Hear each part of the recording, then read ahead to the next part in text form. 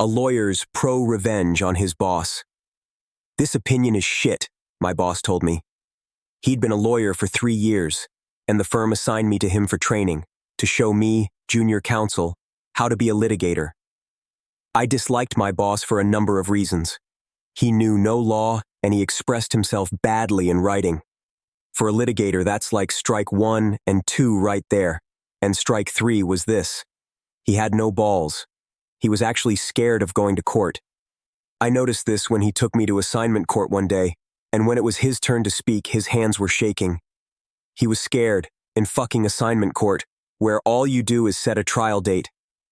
"What's wrong with what I wrote?" I said. "Not what I asked for," he said, turning away. But when I checked the memo he'd emailed me 2 weeks earlier, I saw that the opinion I wrote was exactly what he asked for. I knew what was up. He was going to delete my dockets for writing the memo, and then claim he did it himself, thus leaving quite a bit short of my docketing quota for the month. I knew that he would do this to me, because he'd done this before. I knew that my memo would wind up on a partner's desk without my name on it.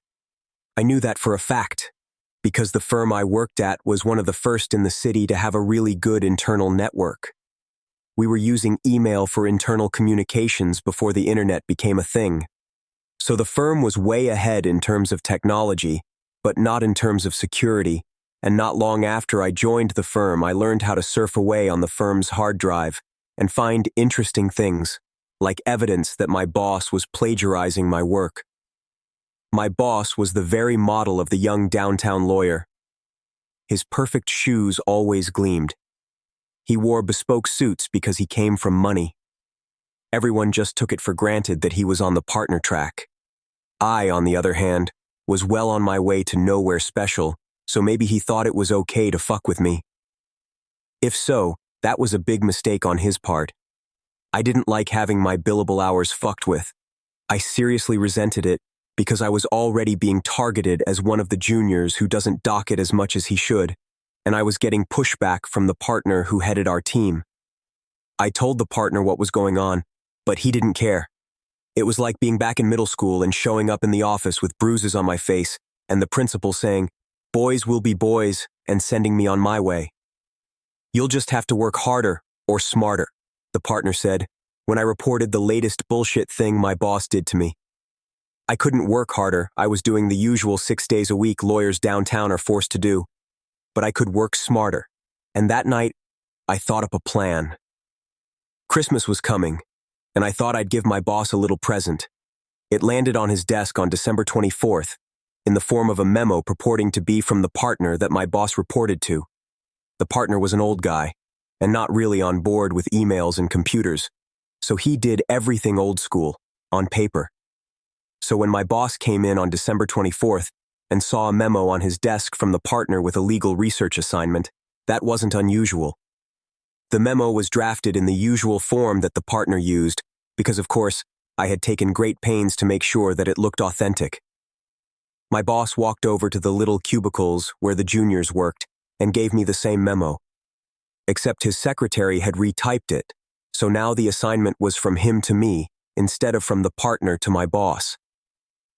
The assignment was difficult, requiring me to do a deep dive into admiralty law, its relationship to the common law, combined with a constitutional division of powers question. "But this is a huge assignment," I whined, "and I'm going to be away. Can't you get someone else to do it? Is it really urgent?" The memo I'd forged to my boss stressed how totally urgent the situation was, but there was no way my boss could double-check with the partner because the partner left the day before on vacation. That's why I'd waited until December 24th. "No can do," my boss said. "This is a big deal. Just let HR know. Maybe they'll give you time and half or something." He turned his back and walked away, thinking he had ruined my holidays. But he was mistaken. You see, I'd written a paper for a third-year course that was basically the same thing as the research assignment in the memo. So the only work I had to do was to find the old floppy disk with the draft on it, fiddle with it a bit, and voila. A very detailed and very long memo on an obscure point of admiralty law with references starting back to Lord Coke's day. So I put the memo together and took my holidays as planned. I wasn't traveling anywhere because I had no money, but I saw my family and stayed in town, and I made a point of dropping by the office during the holidays, sending an email or two, establishing that I was around, and docketing all my time for the huge amount of research I was allegedly doing. So the holidays end, and I'm sitting in my shitty little cubicle with a huge stack of work to do, and my boss comes up to me, in one of his bespoke suits with a gold tie pin and cufflinks to match. He was wearing a gold watch, too. He was dressed up, even for him, trying to make an impression of some kind.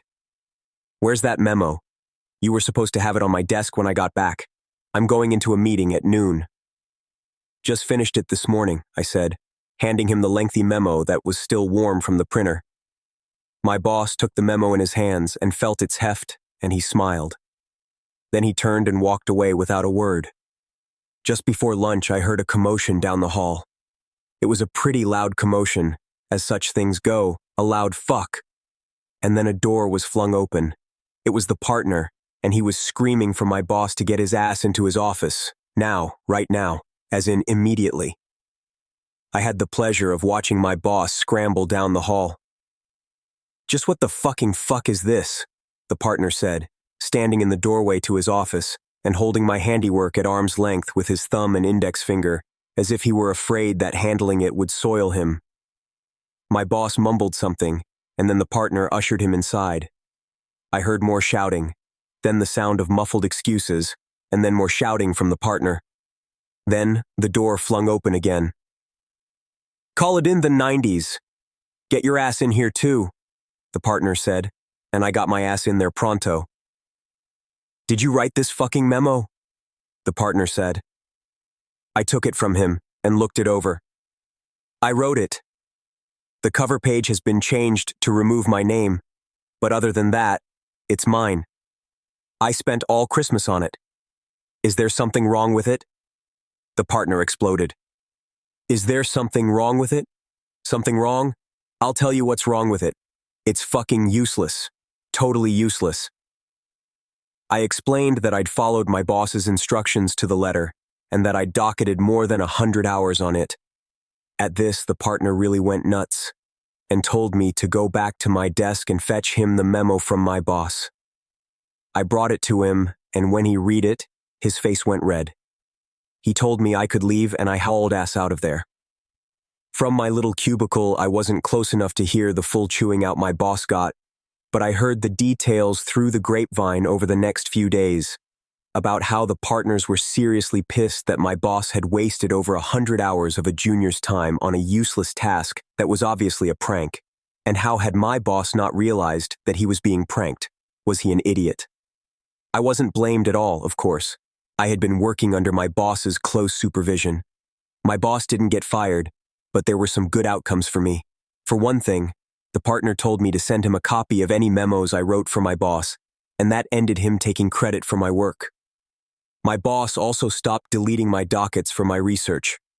Plus, I got a belated Christmas bonus for having to give up on my alleged vacation to write the stupid memo. I really hated working in that place.